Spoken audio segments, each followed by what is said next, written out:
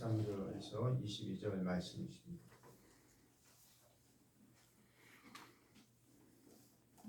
유대 사람의 유월절이 가까워져서 예수께서 예루살렘으로 올라가셨다.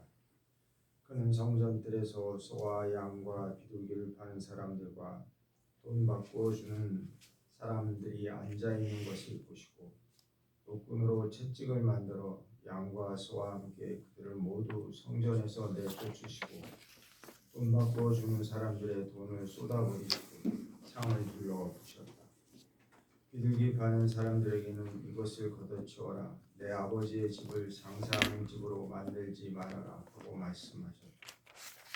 제자들은 주님의 집을 생각하는 열정이 나를 삼킬 것이다 하고 기록한 성경 말씀을 기억하였다. 유대 사람들이 예수께 물었다. 당신이 이런 일을 하다니 무슨 표징을 우리에게 보여주겠소? 예수께서 그들에게 말씀하셨다. 이 성전을 허물어라. 그러면 내가 사흘 만에 다시 세우겠다. 그러자 유대 사람들이 말하였다. 이 성전을 짓는 데에 46해나 걸렸는데 이것을 사흘 만에 세우겠다고요? 그러나 예수께서 성전이라고 하신 것은 자기 몸을 두고 하신 말씀이었다. 제자들은 예수께서 죽은 사람들 가운데서 살아나신 뒤에야 그가 말씀하신 것을 기억하고서 성경 말씀과 예수께서 하신 말씀을 믿게 되었다. 아멘. 이 말씀 따라서는 지치지 않게 하시고 이 말씀 따라서는 주님 나 이루소서. 아멘.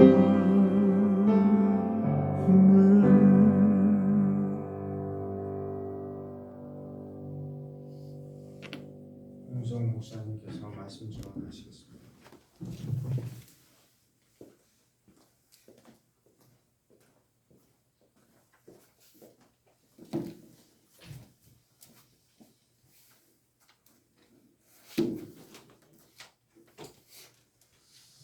가셨어요? 하나님 아버지의 늘 풍성하신 은혜와 평강이 차고도 넘치시는 그런 분들 되시기 빕니다. 주중에 홍콩에서 많은 사상자가 나는 불상사가 있었습니다. 그분들의 심심한 애들을 피하고 유가족분들에게 하나님의 위로가 있기를 빕니다. 오늘부터 이제 크리스마스까지 근 한 달간을 대림절로 지키고 있습니다. 주연절이 다음에 오고 이제 지금부터 이제 대림절인데요. 이 대림절은 우리가 예수님을 우리의 깨끗한 마음으로 맞을 그런 채비를 하는 그런 절기라고 보시면 되죠.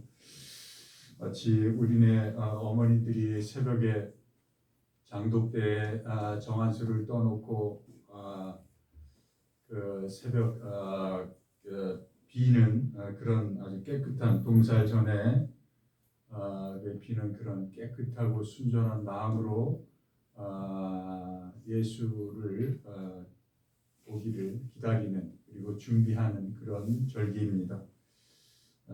예수님을 기다리면서 더불어 성탄 아기 예수의 탄생을 축하하는 그런 준비 절기로 그래서 교회력은 사실은 이번 주부터가 1년의 시작이라고 이렇게 보고 있죠.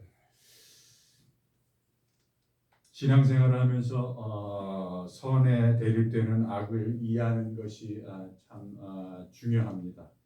물론 하나님은 빛도 짓고 어둠도 창조하시고 평안도 짓고 환난도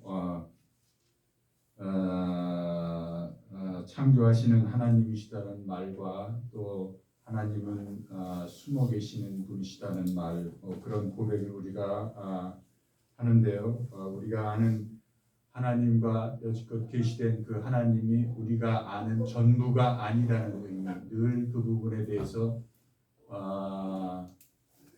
경외하는 마음으로 우리가 겸손한 마음으로 이 길을 가야 된다는 그런 경고이죠. 그래서 하나님은 인간의 도덕률이 세워놓은 선악 이분법의 틀 속에 갇히실 수 없는 그 신비 속에 계시는 분이다. 또 하나님은 흔히 인간의 두뇌와 논리로 그리고 우리가 포괄적으로 늘 모든 이 인생사를 거기에 갖다가 적용 가능한 인과응보의 논리 속에도 한정지어서 하나님을 판단하지 말라는 그런 심오한 의미가 있겠습니다. 그래서 하나님은 그것보다도 훨씬 더 크시고 그리고 훨씬 더 너머에 계시는 분이시다는 것이죠. 그 말을 도덕경에서는 79장에서는 이렇게 노자는 얘기하죠. 천도 무친 상여선입니다. 이렇게 얘기합니다. 하늘의 도는 특별히 누구와 더 가깝고 더 친하게 있는 것이 아니고 다만 선을 위하는 사람들, 선한 사람들 그리고 선을 도모하는 사람들에게 더 자비를 베푸시고 가까이 하신다. 그런 의미가 있습니다. 따라서 성도는 하나님 안에서 선에 대립되는 악을 바르게 개념 정리하고 올바르게 이해하여서 분별하고 통찰력을 키워서 사물이나 현상의 본질을 꿰뚫어 볼 수 있는 그런 영안이 필요하다기보다 필수적이다. 이렇게 저는 보고 싶습니다. 네, 크리스천들은 그 영안이 필수적입니다. 기독교에서는 악의 이해를 크게 세 가지로 보는데요. 첫째는 형이상학적인 악, 그리고 둘째는 자연 질서에서 오는 악, 그리고 셋째는 도덕적인 부분에서 오는 악으로 이렇게 세 개로 크게 보고 있습니다. 형이상학적인 악이라는 것은 인간이 유한성을 느끼면서 자각하면서 느끼는 것이 피할 수 없는 우리의 인간의 사멸성, 죽음, 그것을 체험하게 되는 것이죠. 그래서 세월을 지나면서 육체가 후퇴하고 병이 들고 사망에 이르는 죽음을 맞이할 수밖에 없는 그 체험을 형이상학적인 악이라고 봅니다. 물론 기독교에서는 이 늙고 병들고 육신의 기운이 다하여서 죽음을 맞이하는 이 과정을 자연적인 하나님의 창조 질서로 받아들이면서도 그러면서도 생명의 반대가 되는 사망은 그리스도 안에서 극복되어야 될 부정적인 반생명적인 것이라고 보는 것이죠.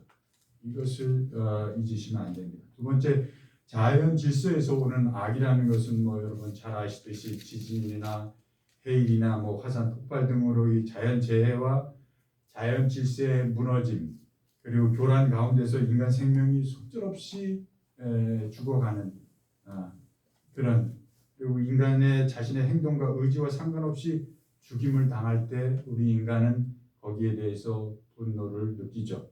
무력감을 느끼고 때로는 저항감을 느낍니다. 이것이 자연적인 악인 것입니다. 마지막으로 기독교에서 집중하고 있는 성서에서 말하고 집중하는 악은 인간의 도덕적인 부분에서 오는 자연의 그 악인데요. 인간의 자유의지의 남용과 불신앙, 교만 그리고 탐욕 그리고 무지 이런 것들로 인해서 발생하는 도덕적인 악을 말합니다. 유사이래로 유대인의 학살이나 전쟁이나 세계 전쟁 곳곳에서의 분쟁이나 세월호 참상이나 또 홍콩의 그런 안타까운 일도 다 그런 유인 것이죠. 인간의 자유의지 반란과 남용으로 즉 하나님 경외함을 잊어버린 상태에서 악이 창궐 즉 못된 세력으로 걷잡을 수 없는 그 구조화를 이루어가는 것. 그래서 비참하고 끔찍한 결과를 우리에게 이렇게 초래하게 되는 것을 도덕적인 악이라고 이렇게 보고 있습니다.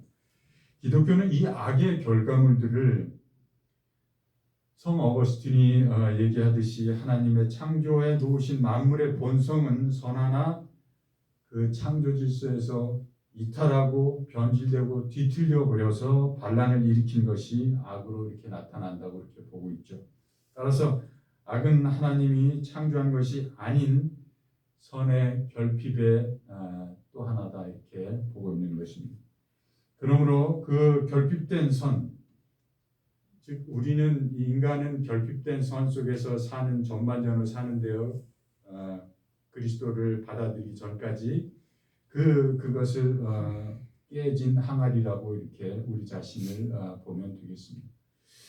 그 깨진 항아리에 물을 채우는 방법은 다른 방법이 없습니다. 그 물을 채우는 방법은 그 항아리, 구멍난 항아리를 통째로 그 연못 속에 던지는 것 외에 다른 방법이 없겠죠. 예. 풍덩 그 항아리를 연못에 던지는 겁니다. 선의 결핍으로 깨어진 인간을 그리스도의 은혜의 샘물에 풍덩 던지는 것입니다. 은혜의 샘물에 우리가 뛰어드는 수밖에 없다고 저는 그렇게 보고 있습니다. 누가복음에는 2장 52절에는 이런 말이 있어요. 어린 시절에 예수님은 그 지혜와 키가 자라가며 하나님과 사람에게 더 사랑스러워지더라 가시더라 이렇게 묘사하고 있습니다.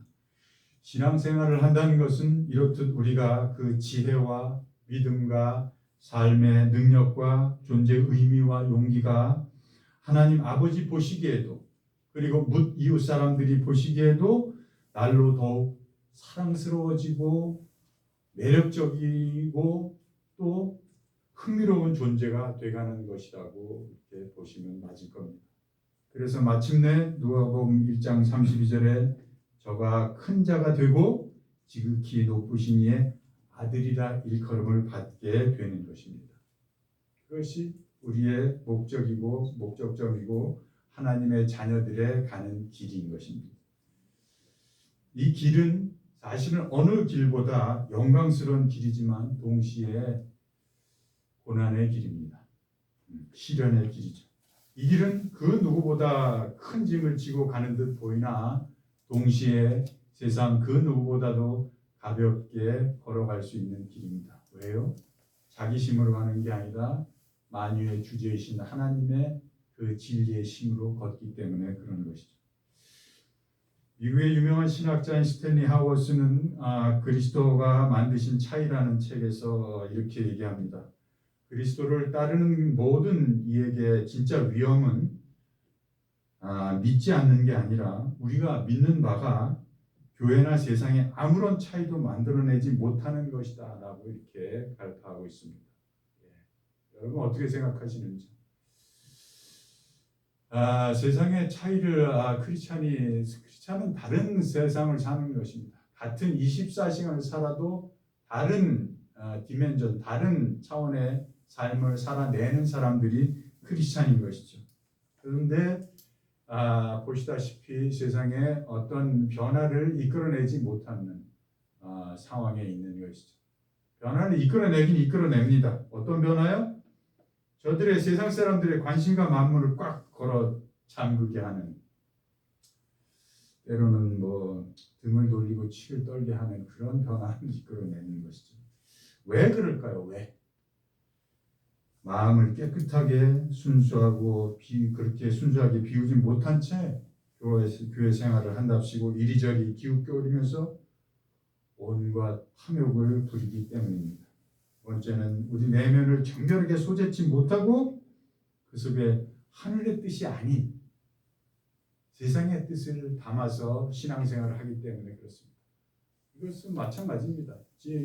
기본적으로 바탕이 좋은 곳에 그리스도가 들어와서 하늘의 뜻이 내려와 앉는 것이지 바탕이 깨끗하게 소재가 되지 않은 상황에서 하늘의 뜻이 거기에 머무를 수가 없기 때문에 공간도 없습니다. 거기에는. 그렇습니다. 오이겐 드레버만이라는 독일의 신학자이고 정신분석학자는 생텍쥐페리의 어린 왕자를 심층 분석한 책인 장미와 이카루스의 비밀이라는 책에서 이렇게 말해요. 인간 누구에게나 살해당한 모차르트가 있다. 보통 어른이라 부르는 인간들, 이제는 정상처럼 되어버린 차가운 감정과 냉소와 희망 상실에 적응된 인간들, 더 이상 아무것도 희망하지 않고 아무것도 기다리지 않는 상황 속에 그저 하루하루를 삶의 한가운데 한 복판에 있으면서도 이미 죽은 지 오래된 죽어버린 인간들이라고 그렇게 우리의 인간을 묘사하고 있습니다. 저는 여기에 또 한 무리의 인간 군상들이 있다고 봅니다. 소위 신앙생활 한답시고 교회 안에서 예수팔이를 해가면서 제 목숨을 위해 무엇을 먹을까 무엇을 마실까 제 몸을 위해 무엇을 입을까에 진심인 그런 교인들이 있다는 것이죠. 전자는 세상 가치, 물질 체계에서의 실패를 맛본 자들이라면 후자는 세상의 자본주의, 물질 만능주의, 배금주의의 가치를 교회 내로 끌고 들어와서 예수팔이 짓거리를 하는 자들이라는 것이죠. 그런 사람들이 많이 있습니다. 그래서 기독교가 오늘 개독교 소리를 듣는 것이죠. 말은 번지르르게 하나 돈 많이 벌어서 교회를 위해서 선교를 위해 주를 위해서 헌금도 하고 기부도 하겠다고 그렇게 말은 번지르르게 합니다. 신앙은 그런 물질과 그리스도를 교묘히 순서를 바꿔서 전도된 자기 체면을 거는 그런 기만적인 행위가 아닙니다. 신앙은 그런 거 아닙니다. 절대 그런 거 아닙니다. 그리고 하나님과 재물 둘 다 섬길 수 없고 그 중에 하나님을 섬기는 것 외에 다른 재물을 섬기면서 기독교 신앙 신자가 된다, 성도가 된다. 그게 될 수가 없어요. 그렇게 될 수가 없어요. 오늘 본문은 2000년 전이나 지금이나 얼마나 인간이 이 생존에, 재물에, 세상 가치에, 물질의 노예가 되어서 오히려 빈곤하게 잘 사는 것 같고 부하게 사는 것 같지만 속을 들여다보면 그것처럼 가난하게 빈곤하게 사는 인물이 없어요. 그렇게 부자유함 속에 살아가는지를 잘 보여주고 있는 것이 오늘 본문입니다. 오늘 본문은 소위 성전 정화 사건인데요. 사복음서에 모두 수록되어 있는 사건입니다. 그런데 공관복음서와 이 요한복음의 차이가 있습니다. 공관복음서에는 예수님이 세 번째로 자신의 죽음을 예고한 후에 이 사건이 나오는데요. 다분히 복음서 뒤편에 그래서 위치해 있는 것이죠. 그런데 요한복음에서는 복음서 초입에 2장에 요한복음 2장에 이 사건이 자리하고 있다는 것입니다. 공관복음서는 구조적인 악의 방점이 있다면 이 요한복음은 개인의 영적 빈곤과 그것을 어떻게 신앙생활로 구원에 이르게 할까 하는 데 초점을 둔 것이죠. 이제는 이미 다 인지하시듯이 여러분도 아실 것입니다. 우리 몸 깊은 곳이 바로 지성소고 우리 몸이 그리스도를 모시는 성전임을 다들 알고 계실 것입니다. 오늘 본문 바로 앞에 놓여진 사건이 뭔지 아십니까? 오늘 본문 바로 앞에 놓여진 사건이 가나의 혼인잔치, 예수님이 첫 이적을 베푸는 사건인 것이죠. 가나의 혼인잔치라는 것이 어떤 의미인가요? 인생은 마치 신랑이 신부를 맞이하여 벌이는 혼인잔치와도 같아야 된다라는 말씀이죠. 그 잔치에는 하나님의 말씀으로 온전히 성숙한 주의 자녀들이 잘 숙성시킨 사랑과 화평과 희락과 또 오래 참음과 자비와 양성과 충성과 온유와 절제 같은 이런 성령의 9가지 열매를 잘 숙성시켜서 그 같이온 한 무리의 그 세상 공동체 속의 사람들에게 환대할 수 있는 능력과 그리고 거기서 더욱더 더 기쁨을 충만하게 더 깊숙하게 풍성하게 만들 수 있는 그런 대접할 수 있는 숙성의 맛을 인생의 맛을 삶의 맛을 멋을 만들어낼 수 있는 그런 자리가 그렇게 살아야 된다는 것이 가나의 혼인잔치의 의미인 것입니다. 그것이 인생 한마당이라는 것이에요.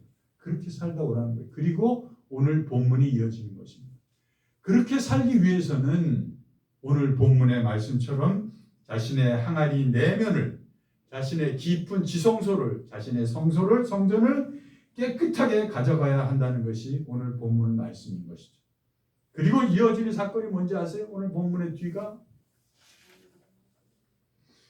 그렇게 깨끗하게 정화된 자는 물과 성령으로 거듭나는 중생의 사건으로 접어들어 간다는 그 유명한 예수님과 니고데모의 거듭남의 이 대화가 나오는 사건이 나오는 것입니다. 예수님은 예루살렘으로 올라가셔서 성전 안으로 들어가시는데 성전 안에 소와 양과 비둘기 파는 사람들과 환전 돈 바꾸는 사람들이 온통 지저분하게 설레하고 떠들고 온통 난장판을 만들어 놓은 걸 보시고 분개하시죠. 그래서 노끈으로 채찍을 만들고는 그걸로 채찍으로 다 흩어버리시고 환전상들을 쫓아내고 보물들도 다 흩어버리고 그리고 돈주머니를 발로 차고 그런 것이죠. 그렇게 의분을 토하시는 것입니다. 그러면서 다 내가 쫓으면서 상을 엎으시면서 소리치십니다. 이것들을 다 여기서 치워라 말이야. 다 여기서 치워라. 너희가 감히 내 아버지 집을 시장바닥으로 만들어 놓고 있구나라고 이렇게 소리치시는 것입니다. 얼마나 이 예수님의 의분이 분노가 컸으면 제자들이 그것을 보고 구약에 나와 있는 시편 69편의 9절을 떠올렸을 거예요. 69편 9절에는 저가 주의 전을 사모하는 열심히 저를 삼키리라 하는 말씀인 것이죠. 그 말씀을 떠올렸다고 나와 있습니다. 이 유대인들이 예수님께 묻습니다. 당신이 대체 무슨 권위로 이런 일을 벌인단 말이오라고 예수님께 묻는 것이죠. 예수님이 그들에게 대답합니다. 너희가 이 성전을 헐라 내가 사흘 동안에 다시 세우겠다. 예수님은 성전된 자기 육체를 가리켜서 말씀하시는 것이라고 나와 있습니다. 너희가 이 성전을 헐라. 너희가 이 성전을 헐라. 너희는 이 성전을 헐라. 내가 3일 만에 다시 일으키리. 이렇게 응답하시는데요. 이 말씀에 여러분이 응답하셔야 될, 우리가 응답하셔야 될 차례입니다. 우리가 이 성전을 헐라. 지금 가지고 있는 내 성전을 헐라. 지금 붙잡고 있는 그 옛사람의 열악한 자존심을 헐어버리라는 말입니다.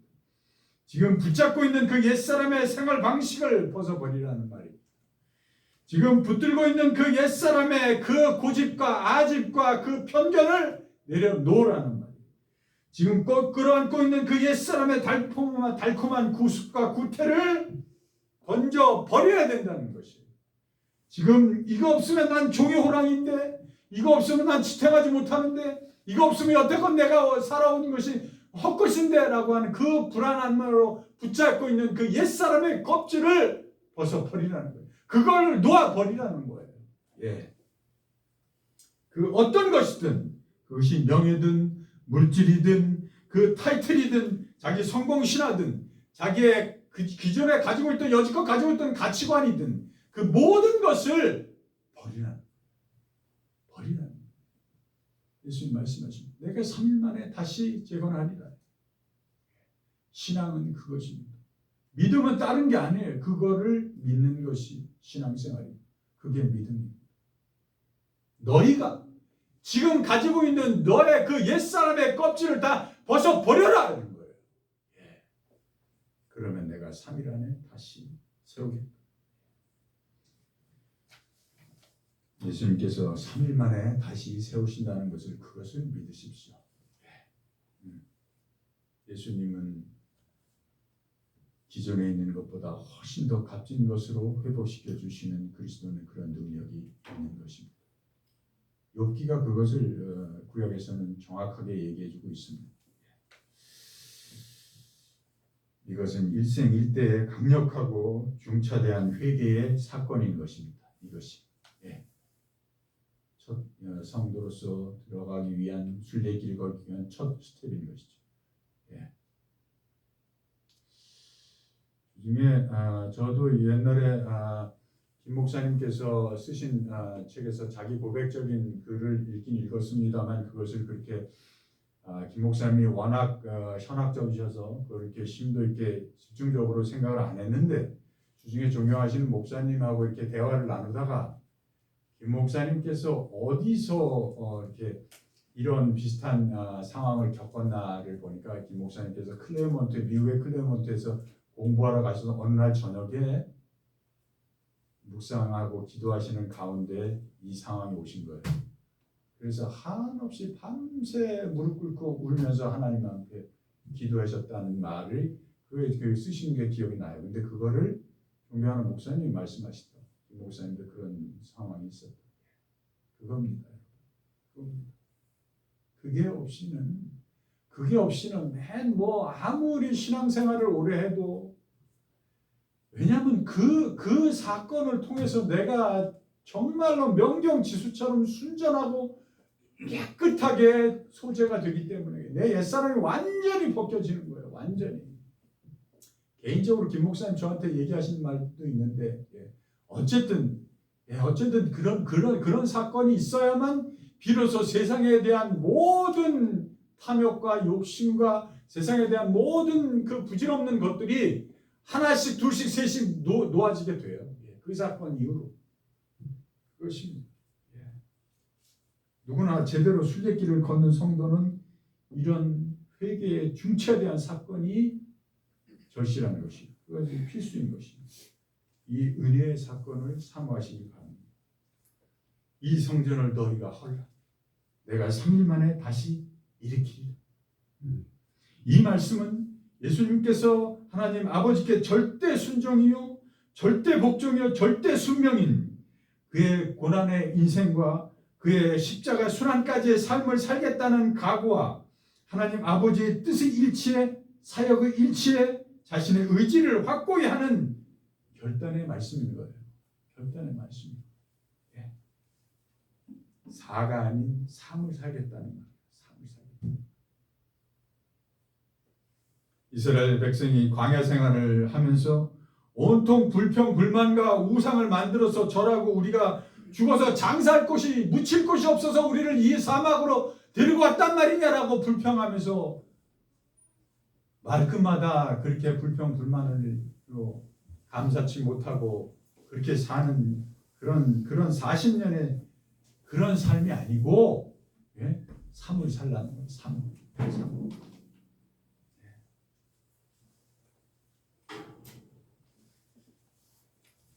이 성전을 지금 가지고 있는 성전을 헐어내십시오. 이런 각오로 주님 앞에 나오십시오.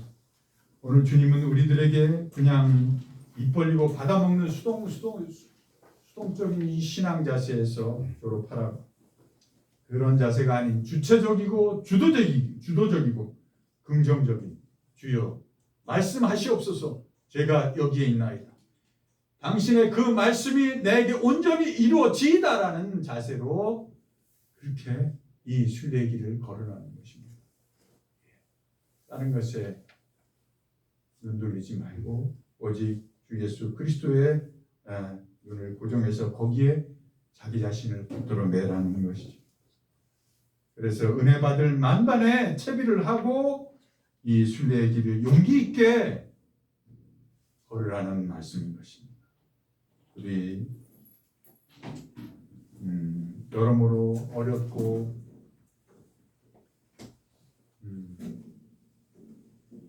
우리에게 주어진, 우리가 크리스천으로서 성도로서 이 시대를 살아내야 할 일들이 많이 있겠습니다만, 이 믿음을 가지고 자기 자신을 날마다, 사도 바울도 그렇지 않습니까?